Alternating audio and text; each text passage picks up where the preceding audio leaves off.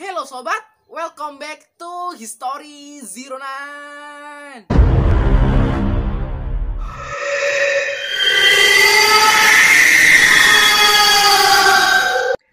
Beragam cara yang dilakukan oleh peneliti untuk membuktikan hipotesisnya atau menangkap fenomena-fenomena yang ada di masyarakat. Salah satunya seperti John B. Whitson pada tahun 1920.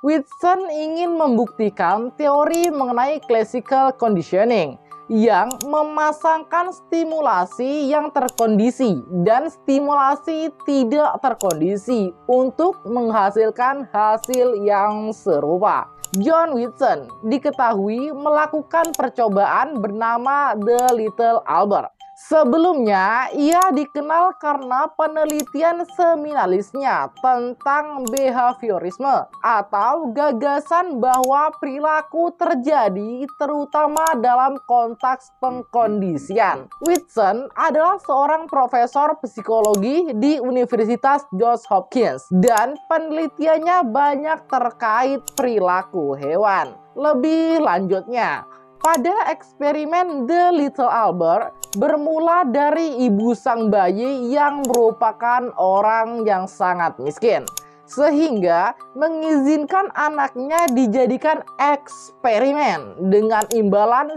sejumlah uang.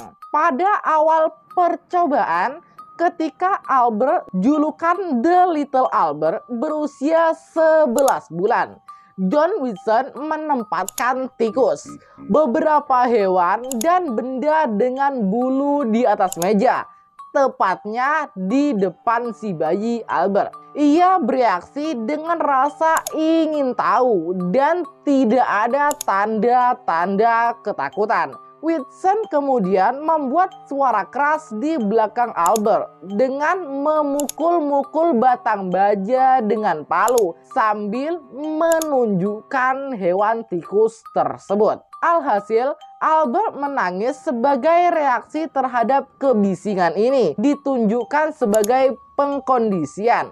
Setelah periode pengkondisian, Albert kemudian menangis sebagai respon takut terhadap tikus, bahkan tanpa diiringi suara keras.